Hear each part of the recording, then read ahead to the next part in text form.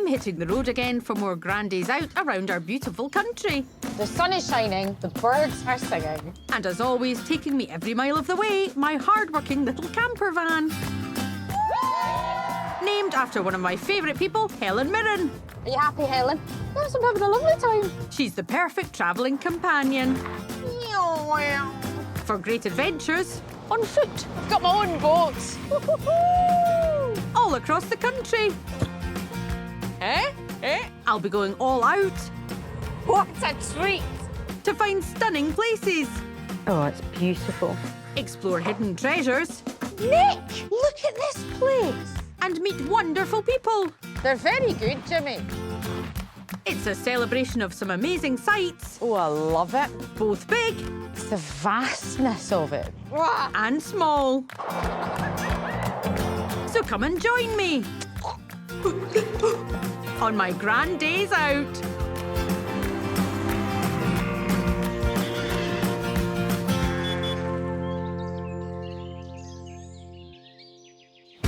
This time I'm in Devon and the South Coast. Oh my goodness. Following in the footsteps of one of my favourite authors. For a woman who writes about murder, she doesn't half make me cry. And turning my fingers green. That one looks quite a good one. With prehistoric marvels both above and below ground. Look at this place. There's so much to see. I've seen a buzzard. I've seen a gentry rhino. And sample. That smells nicer than my perfume. With 8,000 miles of roads in Devon alone, my latest jaunt to Devon and the South Coast has plenty of marvels for me and Helen to explore. Whoa, okay. Right. With stunning scenery and so much to do, it's a joy to be here. So I'm back in Devon and the South Coast and I'm delighted. It's a place of inspiration for lots of my favourite authors, and I can see why. I find it hugely inspiring. I think it's the contrasts. You know, there's lush countryside and rugged coast, there's blue skies, and then there's fog. And what better place to start than the Jurassic Coast? The UNESCO World Heritage Site runs for 95 miles through the counties of Devon and Dorset. Oh, yeah. Attracting millions of visitors each year. As you can see, I'm in heaven in Devon, quite frankly. I've been here before, but never in the springtime. And it's actually quite nice to come back at a different time of year to see the flowers blooming. But let's see where I'm going to be going with Helen. It's a large map. A large map for a woman with very short arms. My rather scenic route will take me along the coast of Dorset, then into Devon and across to its coast. Then I'll head inland before a thrilling finale on a special island. So, it's going to be quite the journey, especially on the little narrow Devon roads. Right, let's get going. Brace yourself, Helen. But thankfully, Lyme Regis, the Pearl of Dorset, is just down the road. Oh my goodness. Do you know what Helen is? She's a workout for the core. I don't need to do yoga. I don't need to go to the gym because I drive this van. But it'll be worth the effort, as Lyme Regis was once home to an unsung legend. This wonderful woman here is Mary Anning. According to Sir David Attenborough himself, the greatest fossilist who ever lived. High praise indeed. Mary Anning began hunting fossils as a child, selling them to help her family, and is rumoured to have inspired the rhyme, "She sells seashells on the seashore." Mary was the first to discover 2 different extinct marine reptiles, also helping influence the theory of evolution. Bridget is the director of the Lyme Regis Museum, where Mary's home once stood. Nice to meet you. I'm fascinated by Mary's story. She discovered some incredibly important things, didn't she? She found things that nobody else had found before, so she became respected for her knowledge, her understanding and realising that these creatures weren't alive at that time, but they had been alive in the past when the rocks were formed. It was really at the forefront of this new science. She was seen as an expert in that field, and people came to Lyme to meet her. Was she appreciated at the time? Some people were a bit derogatory about her as a woman, but there are certainly lots of accounts of people who respected her. It's a wonderful thing to come here and see the places that she was inspired by, and she remains a source of inspiration, I think, for us and for generations to come. And you can go out on the beach and See if you can find your own fossils. And that's exactly what I'm going to do. Lucky for me, I've got a modern-day fossil hunter to help me follow in Mary Anning's footsteps. Hi, Lizzie. Hello. Lizzie's been finding artefacts on this very beach for almost 30 years. You discovered something pretty exciting. Tell me about that. Me and my friend Paul were walking along the beach one day and we came across a stone full of random bones. And it was only when I got it back to my workshop and started preparing it that we discovered that it was actually a crocodile. It's about 190 million years old. 190 million years old? And it's the oldest one ever found. The Turnersuchus hinglei was named using both Lizzie and her friend Paul's surnames in 2017. And there's always a chance that today we'll make the next big discovery, the Calmanosaur. What kind of things might we actually find as we're wandering around? If we're really lucky, we will get some of these pyrite ammonites. So that's an ammonite, which is the twirly-whirly. Yeah. I mean, I'm practically a scientist. It's the twirly-whirly, right? And what else? This is a coprolite, which is actually fossilised poo. It's very old. It's about 195 million years old. You've just put fossilised poo in my hand. Do you know, it's fossilised, but I'm still like, I don't... Very important for health and safety to say, only pick up fossilised poo, not just poo you find. Yeah. On that note, I think I'm ready. So where should we start then, Lizzie? It's basically anywhere that the sea's been. I mean, when you look at this, it's all random because it's been scattered randomly. Yeah. You're looking for anything that makes a little bit more sense. In my life, I'm looking for that, Lizzie. Anything that makes a bit more sense. OK, you lead that. I'll be scanning as well. OK. The Jurassic Coast is one of the most impressive fossil collecting sites on Earth. Not that. But the strict fossil hunting code means you're only allowed to collect fossils that are loose and aren't attached to the land or cliffs. Do you see here? Is that one? Is that? Unfortunately, it's not one, it's the imprint of one. So there was once one sat on it. Maybe keep a lid on it a little bit. Hey, spot the experienced fossil hunter, and the moment he goes, But it's not long before we're in luck. What's that? So it's an ammonite preserved in beef rock. Got the name because it looks like steak. Beef rock? Yeah. So what you've got in there is you've got a flattened ammonite, which has been compressed over time, and then the beef rock has grown over it. And so how old would this be, approximately? Between 195 million years and 200 million years. That's extraordinary. Yeah. Because Mary Anning would do exactly what we were doing just now. Yeah, to sort of walk in the footsteps of great people who have made discoveries is fantastic. I find that quite a touching thing, actually. Yeah. Can I take this home with me? Yeah, yeah. Is that OK? Yeah. I'm going to put it on my shelf of special things. Thank you so much, Lizzie. It may not be a Calmanosaur, but I'm really chuffed by my new link to a time when dinosaurs ruled the earth. Do you know, it's incredible to think of those animals roaming around this part of the country all those millions of years ago. It's like that film, Jurassic Park. Oh, I loved that film.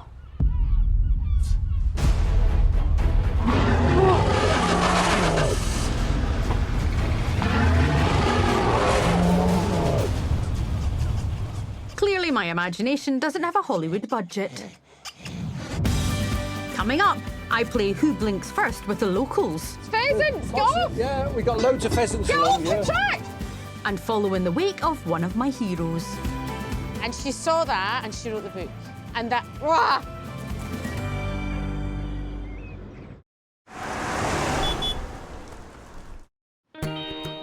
I'm having a rather grand day out with my trusty chariot Helen around Devon and the south coast. One of the questions I'm asked a lot is, what is Helen like to drive?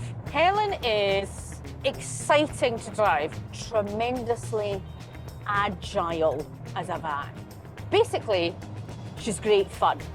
We should all be a bit more like Helen. But today I'm getting the chance to drive something else a bit special. Here at the Victorian station in Colleton, they have a restored Exeter tram car, the only one still running. Hi Gareth, how are you? Not so bad. Luckily, Gareth's a pro, having worked here for 23 years. Now, I've driven a lot of modes of transport in my time. Never a tram. Right. Is it easy to drive? It's not difficult. That's that's a politician's answer. I mean, we've got nobody out there today. So there's except no one us, else on. So So an email's gone round saying, stay away. Calmans driving, everyone get off.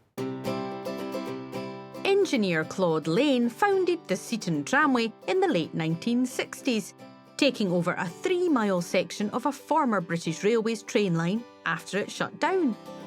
He moved his network of trams over from Eastbourne to create a fun visitor attraction, including this tram, which was built in 1906. What's this button here? Press it hard. It's Oh, the bell. that's the noise. 2 rings to go. Push it forward. We go forwards. Off. We go backwards. This controller has 4 notches. 1, 2, 3, 4. This is the brake. Okay. Stand back. It swings. Don't let it go, because if it does, it'll probably break your elbow. So if you want to have Can a go you be at in that, charge of the brake? I can do the brake for you if you want. Do you know, when someone says if you let go of it, it'll break your arm, I think you should do the brake. Right, well, we've sorted it out. I make it go, he makes it stop. I mean, it's the perfect combination. Lesson over. Get ready, Devon. Calman's coming. And I'll let the brake off. Woohoo! Take it back off. Take it off. Yep. So now we're coasting. We're coasting. A fleet of 14 trams carry over 100,000 passengers a year along the half-hour route between Seaton and Colleton. It crosses 2 nature reserves with an abundance of birds, so you always need to be on the lookout. There's pheasants, get off! Yeah, we got loads of pheasants Get along off here. the track! Who knew a pheasant could play chicken? There's a buzzard on the overhead There's there. a look. buzzard, A there common is. buzzard. He's always there. There he Look, goes. there's a buzzard! I have never seen a buzzard before. Really? But the birds aren't the only sight to see. There's the gents urinal. That is a famous Victorian gents urinal. I've seen a buzzard. I've seen a gents urinal. Something for everyone on this trip. I think I'm getting the hang of this now. Well done. I wasn't going to say. I was seeing to see if you noticed. Am I doing okay so far, do you think? You're doing Darren? very well. Yeah? Yeah. I'd sign you up tomorrow. But I could never desert my precious Helen. Key off. Key off. And that's that. Gareth, I cannot thank you enough. Pretty much a dream come true to drive one of these. I've got to say, you're a natural. Thank you so much, Okay, Gareth. You're no a superstar. problem. See you later. Okay, bye. Bye. A delightful journey, though an open tram does get a bit chilly. But I hear there's a rather surprising way to warm up, a little further into Devon, in the village of Laudiswell. Apparently, the South Devon chilli farm produces the widest range of fresh chilies in the UK. And I'm curious to find out why this unexpected crop thrives here, from owner Armit. Hi, Everett, how are you? I'm very well, thanks. Now, this is just heaven, as far as I'm concerned. Is it? Love chilies. Now, that looks dangerous. What's that in there? These are actually dried Carolina Reapers. So currently, officially, the hottest in the world. So that is the hottest chili in the world? Yeah, officially, I say that. Officially? Yeah. Yeah. How many varieties of chili are there, though? Like, There's absolutely thousands. thousands? Absolutely thousands, yeah. We grow probably about 200, 250 varieties. still quite a lot. Across the range of products and things we use them for. The South Devon climate works well for growing chilies, but polytunnels also help protect them from wind and rain. Chilies can take up to 6 months to grow here, and with 25,000 plants to plant, I best put myself to good use, especially with my background. I don't want to boast, but I was once on Gardener's World. which practically means you know. Yeah, you've been branded with the you know, expert I grower. didn't plant anything, but I was on it, so I'm going to. I'm taking my job very seriously. We're replanting Carolina Reaper seedlings, which are safe to touch right now, despite being the hottest chilies in the world. But once they fruit, you'd need gloves, or you'd regret it. So you're gently Pry them out. prying them out. Yeah.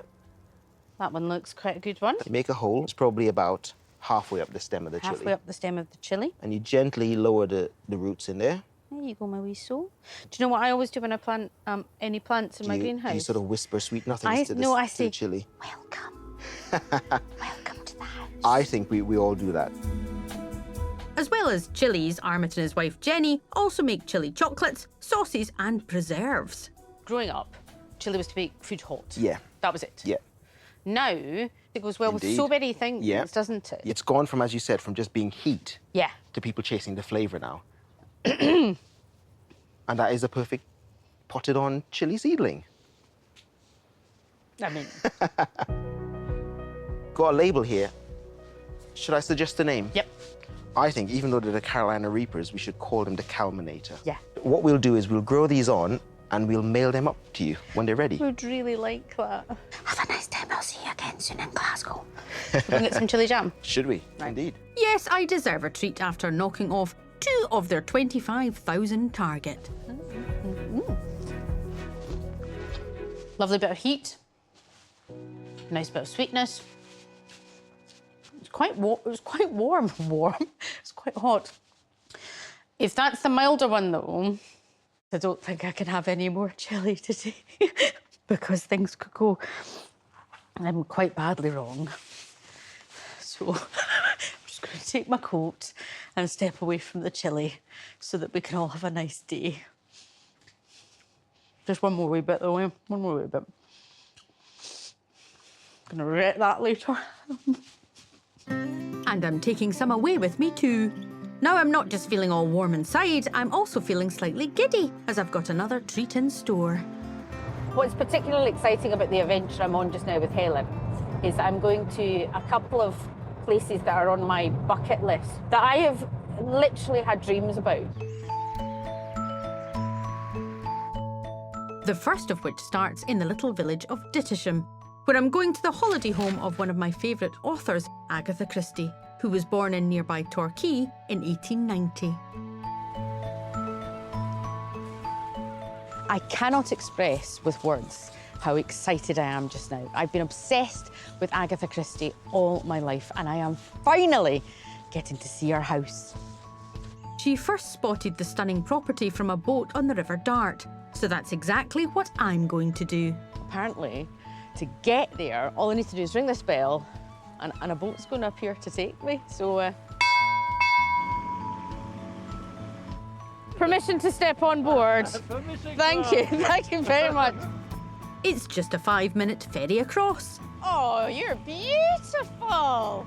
But because Captain David knows I'm a huge fan, he's got a surprise for me just down from the house. A spot which provided inspiration for the scene of a murder in one of my favourite Poirot books, Dead Man's Folly.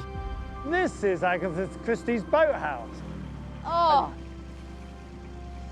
What's quite special about this for me is seeing the places that inspired her to write specific books. It's incredible. So Dead Man's Folly I've got in my house, and there's the boathouse there. And she saw that, and she wrote the book.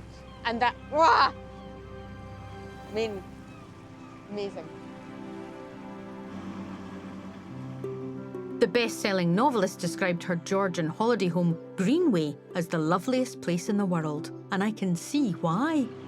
The only way I can describe this is the first time I saw Graceland, when I went to Elvis's house. That is how I feel right now. Look at it. The house remained in the family for over 60 years until it was donated to the National Trust in 2000. Pat works here as a volunteer. Agatha saw it first from down there, is that right? That's right, because she often sailed up the river, and her mother had pointed this house out and told her it was the best house on the River Dart. She bought it in 1938. She bought 38. it at an auction. She was told it was going to cost £16,000. I think an average house then was £200 or £300. So it was an expensive house. And when she got to the auction, they said, actually, we've made a mistake on the price and it's only £6,000. Agatha Christie may have been the queen of crime, but she clearly had an eye for a bargain. The family spent many holidays here, so the house contains lots of their prized possessions. This is a rather impressive-looking piano. Is this her piano? This is her piano. That's where she would sit here and play. She trained to be a concert pianist and she played one concert. However, she was terrified and she would never play in public again. So this was where she would play privately for her own enjoyment and the family's enjoyment. She would write her novels at her home in London in the winter months and then bring her manuscripts here in the summer to refine them. After dinner, the family would sit in here. She would read the manuscript to them. Would she? Max, her husband, would fall asleep, invariably. If people guessed too quickly, she'd redraft it. So she was testing it out? She was using them to on test people, it, if they went, well, it was obviously that person, that's right. she'd need to change it a little bit. What's even more exciting is Pat's given me permission to look around on my own. Oh, wow. So this was her bedroom. I can only imagine the thoughts that went on. So many ideas, so many stories. Oh, there's something so beautiful, I think, about seeing the kind of personal mementos from someone. And this has got her clothes brushes and her wardrobe. It just feels like a celebration of just one of the most remarkable creative minds. The house and its library contain over 5,000 books, including many first editions. For an extra special treat, Pat's organised for me to listen to Agatha. I think the real work is done in thinking out the development of your story and worrying about it until it comes right. That may take quite a while. Then when you've got all your materials together, as it were, all that remains is to try to find time to write the thing. Something special, isn't it? That's beautiful. I would like to spend about 6 days here. You must get people coming from all around the world. We do. We get people who like you, are totally overcome when they walk in because it's, you know, she's so special to them. It's quite difficult. It is quite difficult to not... Yeah, get emotional. I know, a lot of people do. What I love is you can just imagine her sitting in here of an evening with a roaring fire, just thinking of those incredible stories. And as I collect Agatha's books, I couldn't resist the chance to bring a special one with me. My dad gave me this, and it feels just such a special thing to be reading this in the library of someone who has really been such a huge part of my life, because Agatha Christie is Sunday nights on the sofa with my mum and dad. Oh, Agatha. For a woman who writes about murder, she doesn't half make me cry. So I'm going to sit here for a moment, glasses on, and read my book in Agatha's library.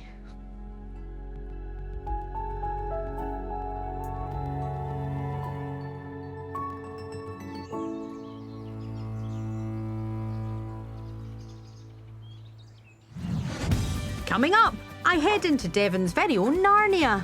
This is absolutely out of this world. And I put my chili jam to good use. That is beautiful.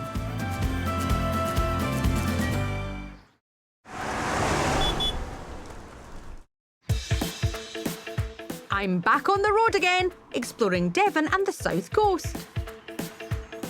Driving around gives me a lot of time to think, and I've had a life.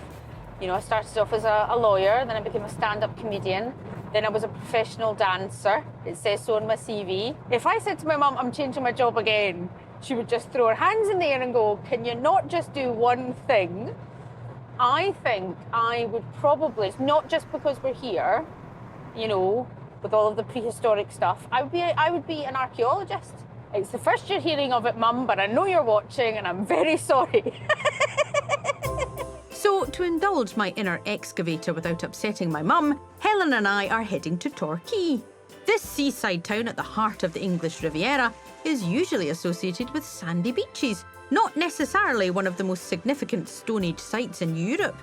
But I'm confused because instead of the caves I'm expecting, this looks like a shop in someone's house. So I'm hoping Nick, director of Kent's Cavern, can help. Nick, this sounds really awful, like I've come to a party and gone, it's not quite what I was expecting. I thought there were some caves. Are there? Well, that door right behind you, yes. It's a bit like Narnia. We're going to open the door and step into a completely different world. OK. Here we go. Right.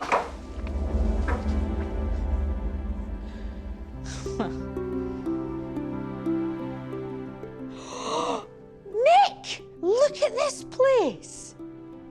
This is absolutely, literally out of this world. The cave has been here 2.5 million years. Torquay is built all around it. But there's just a wooden door. This is unbelievable. It really is absolutely extraordinary. Nick's great-great-grandfather, George Smerdon, was part of a huge excavation here in the late 19th century. He then became custodian of the site, passing the role down through the family. Many of the artefacts found here prove that the caves provided shelter for both ancient people and animals for thousands of years, making it Britain's oldest home. Now this is a human set of teeth. And this is the oldest human fossil ever found in Britain. It's 41,000 years old. So you found the traces of human beings who lived in the Ice Age in these caves? We did, yeah. And not just from us, Homo sapiens. We know that Neanderthals were here as well. So Neanderthals are a completely separate species of humans. And they weren't even the earliest species of mankind here. What's that? So this is a hand axe. This is about 500,000 years old. So we know that people were in this cave 500,000 years ago. So we've got evidence from 3 species of humans using the same space over 500,000 years. It's almost incomprehensible. This is 500,000 years ago. Yep. Other fossils found in Kent's Cavern also prove that animals like hyenas lived alongside humans here, dragging their prey into the caves to eat. What have you got there? Poo. It is. This is hyena coprolite. Do you know, Nick, you may not believe this, but this is the second time this week I've been handed some fossilised poo. I mean, you come to Devon, you get fossilised poo. I doubt the tourist board will take up that particular slogan, but there's so much to see in the half a kilometre of passageways, caverns and chambers. This is how I walk down slopes I'm nervous about, as if I'm doing a slight dance move.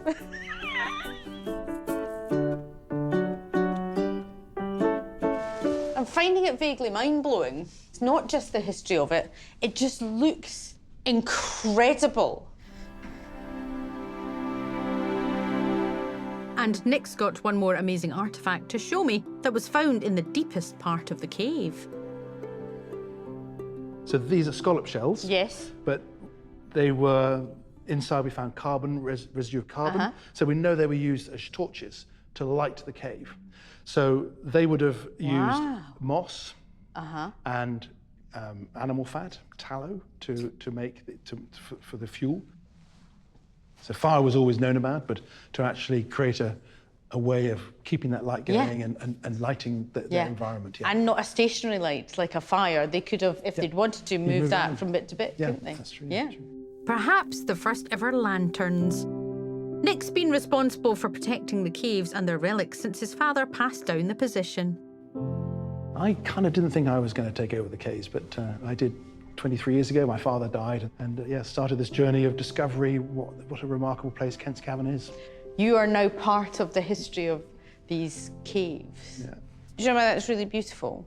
Is that this place has been about people. Yeah, it is unique, really. It's got that lovely social history. It's got this extraordinary connection to family and to people. So, yeah. And that's an incredible thing.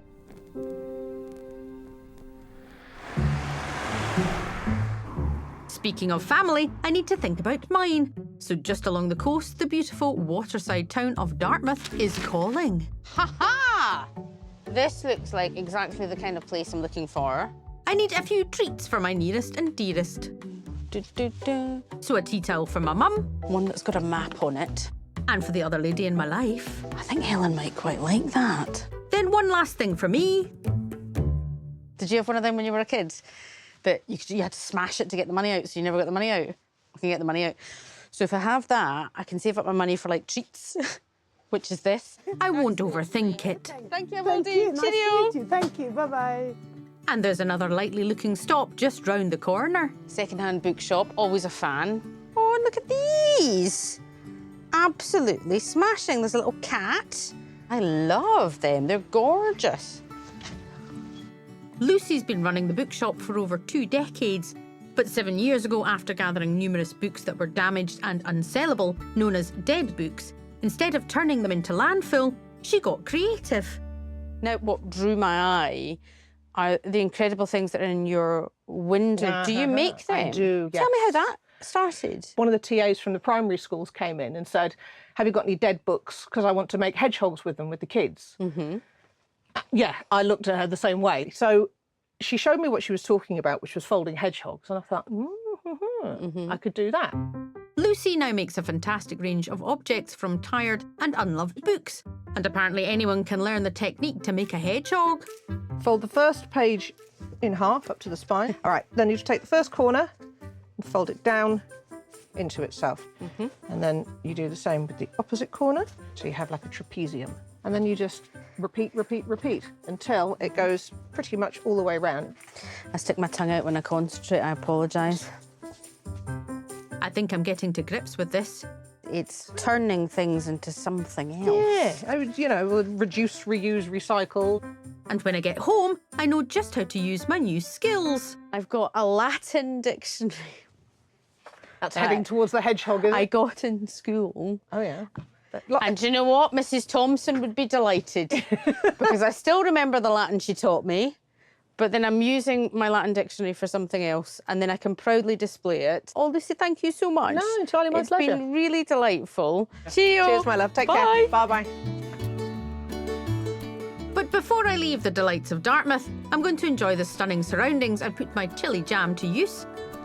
I realise in Devon jam is usually associated with scones, but I've got a rather more exciting use for mine. A trifle. Oh, love it. A nice little layer of chili jam in the bottom. It's all about proportions. Now, normally, of course, I would make my own custard, my own crème anglaise. Don't have the time just now, so I bought a tin of custard, and it should, density-wise, gently sit on top. I mean, that is a work of absolute art. And then the pièce de résistance, you may call it squirty cream, I call it squishy cream. So, these are hundreds and thousands, or as I call them, hundreds and Susans. So, sprinkle over the top, and this could be the picture in a professional person's cookbook. But as they say, the proof is in the pudding. Right. Okay. That was really nice. Because the unexpected chili jamness of it cuts through the creaminess, and it is delicious. And I know you're thinking, that's a very large portion of trifle, Susan. I would say the opposite. It's just a trifle. Yum.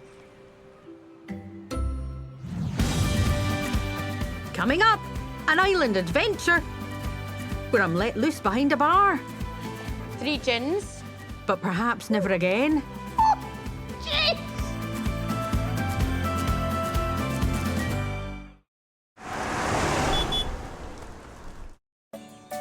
I'm nearing the end of my grand day out. Oh, my ears just popped coming down that hill. Around 15 miles inland, Dartmoor National Park is one of the largest great wildernesses in the UK. but the weather has turned, let's say, atmospheric. Spring has sprung. A leak, as it turns out. I'm on gorgeous Dartmoor, and I think the weather suits it. It's brooding and intense, much like myself. On a sunnier day, the near 400 square miles of Dartmoor is truly stunning. You may even catch a glimpse of its most famous resident, the hardy Dartmoor pony. Hi, Jerry. But it has its charms in any weather, and Jerry from the Dartmoor Pony Heritage Trust is helping me find my way to one of its finest tors. Now, tor means... A tor is a hill with a great big lump of granite on top. So, where's the tor? Just over there. I mean, I think the first thing is to find the tor, isn't it? Though Jerry seems in no doubt as to where it is. Yes, rightly, I'll tell you that. Goodness sakes, it's like following Usain Bolt round Dartmoor. You can actually see the tor now. I can see the tor. I can see. It is there, I wasn't lying. Appearing through the mist. On a day like this, just seeing it feels like an achievement.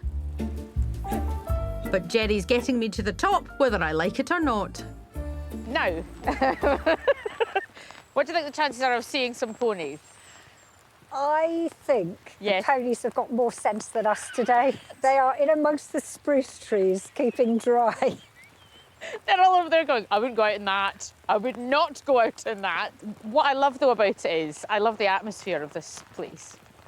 And this was the setting for one of my favourite books, which is The Hound of the Baskervilles. Ah, yes. These rugged moors have provided the perfect backdrop for many a tale, but surely none more famous than the Sherlock Holmes thriller. If we were out tonight after dark, if we were to hear the baying of hounds and Yes. the sound of a huntsman's horn, we should be very scared. You'd see a tiny Calman running quicker than you ever thought possible is what would happen, Jenny. That's probably the only way I'd keep up with Jenny, but it's great to see Dartmoor at its brooding best. A day out isn't necessarily about sunshine and warmth, you know. It's about experiences and it's about atmosphere. It's about wiping a raindrop off your nose.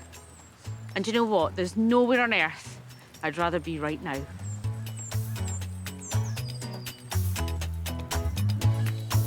After that, I could do with a drink to warm my cockles, and I know just the place. My final rather fabulous destination lies just 15 miles away on the Devon coast.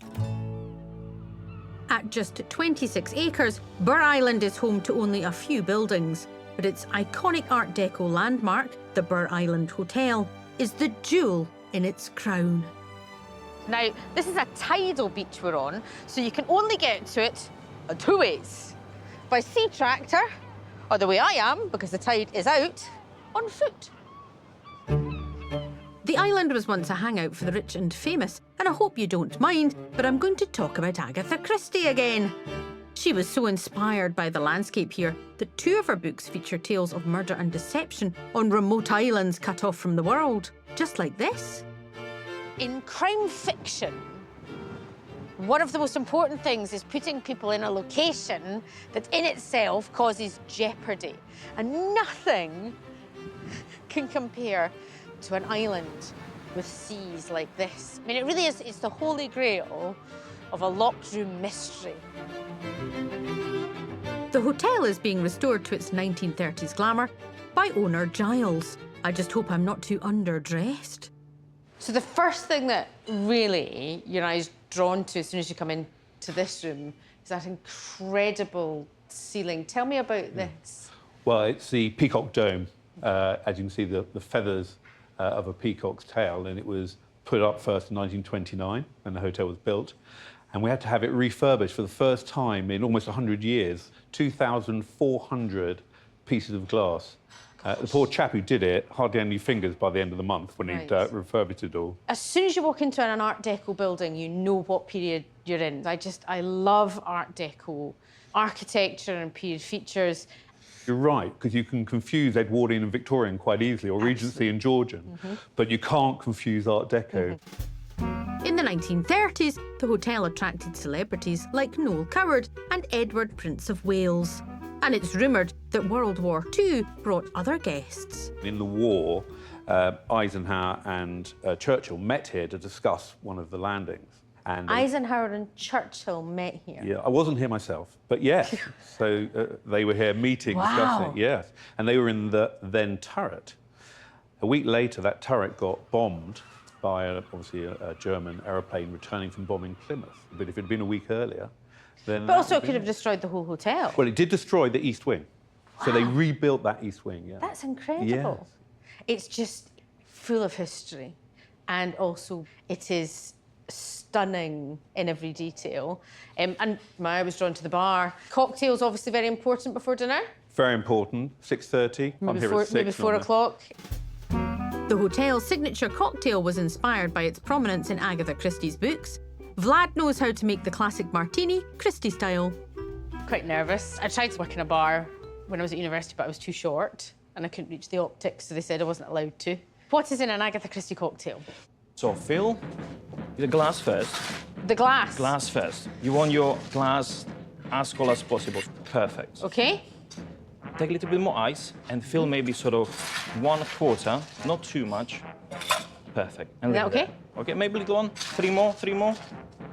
Perfect. Right. Very precise cocktail making. So precise, in fact, that Vlad has been treating the ice to some vermouth. Just coating the ice. Just coating the ice, so you don't want a huge amount, OK? Then chucking the rest away just to give it a little something extra before adding the gin. 3 measures. That's a lot of gin. 3 gins. 3 gins. And now, I know. That smells nicer than my perfume. After a good stir, it's ready to pour into the pre-chilled glass. But that's very professional. And finish it, I'll prepare it for you. Olives. Olive. Drop it in.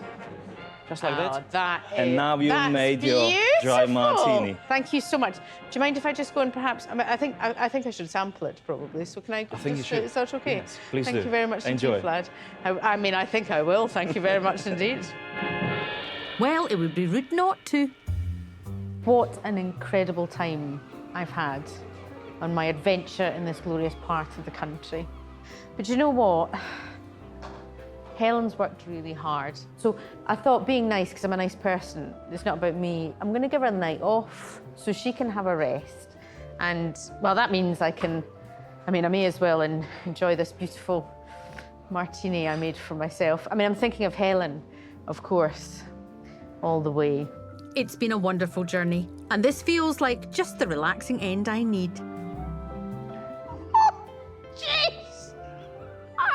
That's the strongest drink I've ever tasted in my life!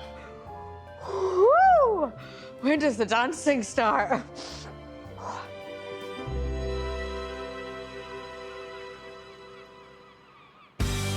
Next time, I'm exploring stunning South Wales.